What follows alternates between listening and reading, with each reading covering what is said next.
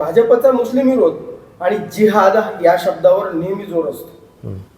म्हणजे हे जिहादी मानसिकतेचे लोक आहेत की तुम्ही दुकानामध्ये मडीचं जी यात्रा होती त्या यात्रेमध्ये हे नितेश राणे, संग्राम जगताप वगैरे तिथं गेल्यानंतर म्हणतात की दुकानदार हा तुम्ही खरेदी करता, दुकानदार हा हिंदू आहे का बघा, हिंदू दुकानातूनच खरेदी करा.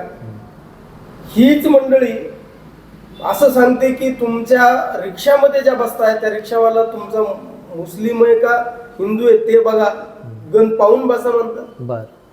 ट्रेनिंगला गेलात म्हणजे जिमला गेलात तुम्ही तर तिथं सुद्धा तुम्हाला ट्रेनर मुसलमान आहे का कसं बघा. महिलांनी विशेष काळजी घ्या.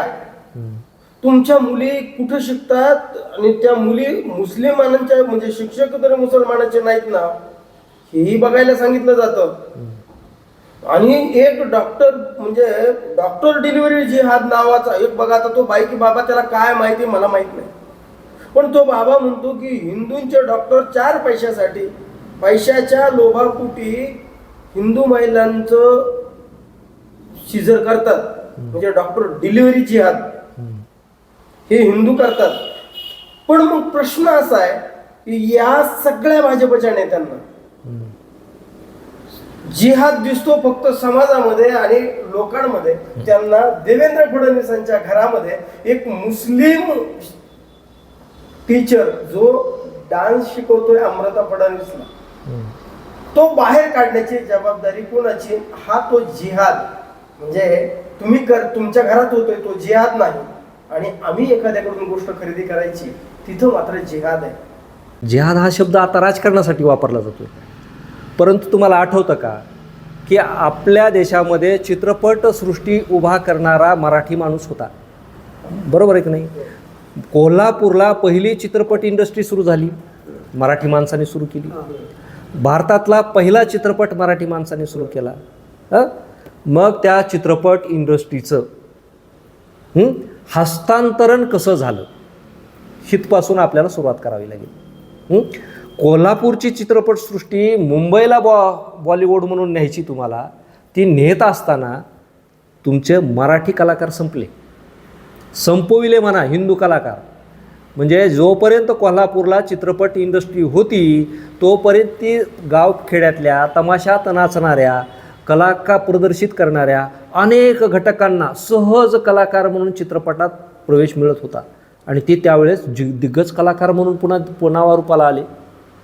भालजी पेंढारकर असतील, फाळके असतील, ही नावं आज घेण्यापुरती शिल्लक आहे.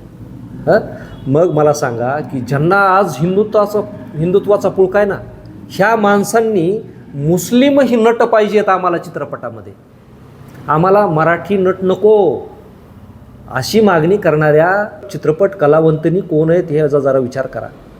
मागच्या काही दशकापासून यांनी कुठला जिहाद तुमच्या म्हणजे स्वीकारला? घरात कुठला जिहाद आहे, बाहेर कुठला जिहाद आहे, व्यवसायात कुठला जिहाद आहे आणि समाजामध्ये अर्थकारणात कुठला जिहाद आहे?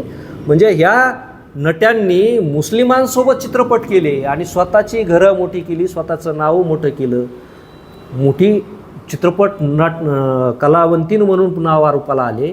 परंतु एकीकडं हिंदू धर्मातले कलाकार संपविले, गावखेड्यातले कलाकार संपविले, नट संपविले, त्यांच्यातली कला संपविली. जुन्या काळात जसे नाटकं चलत होते ते नाटकं यांनी पुण्या मुंबईमध्ये नेऊन बंदिस्त केले. हा कुठला जिहाद आहे?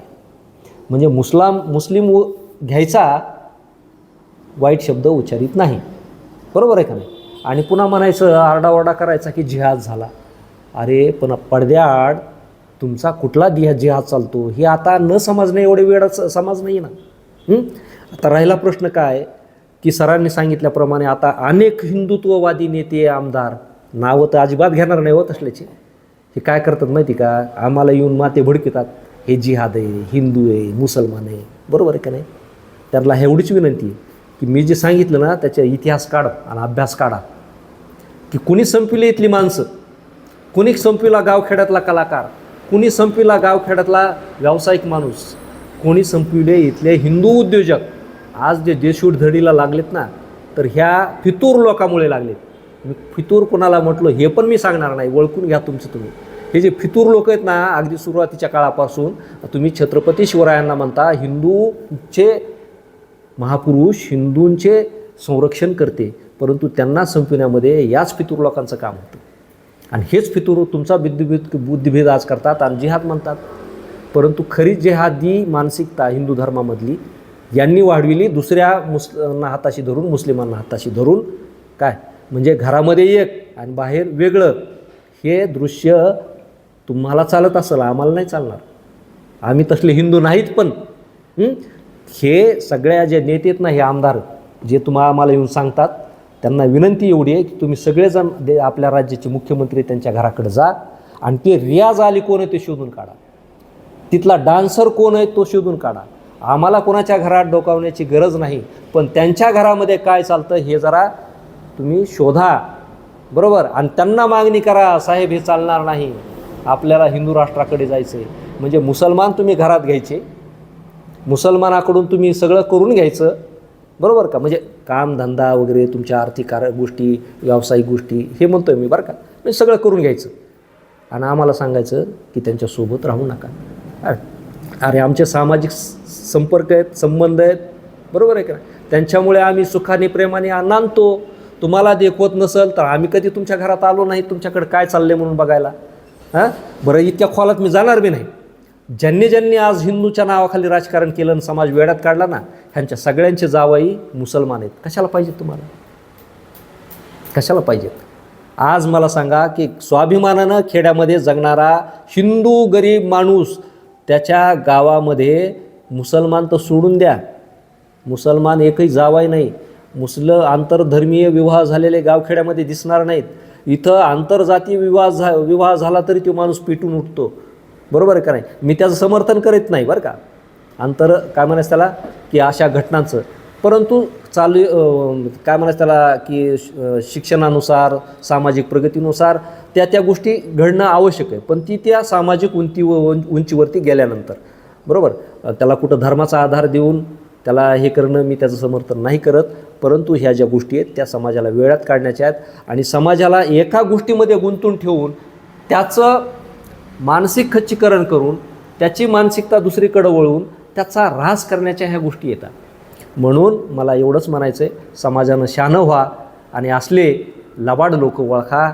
जोपर्यंत तुम्ही लांडगे ओळखू शकणार नाही तोपर्यंत तुमच्या शेळ्या अशाच बळी जाणार. एवढंच मला म्हणायचं आहे. धन्यवाद.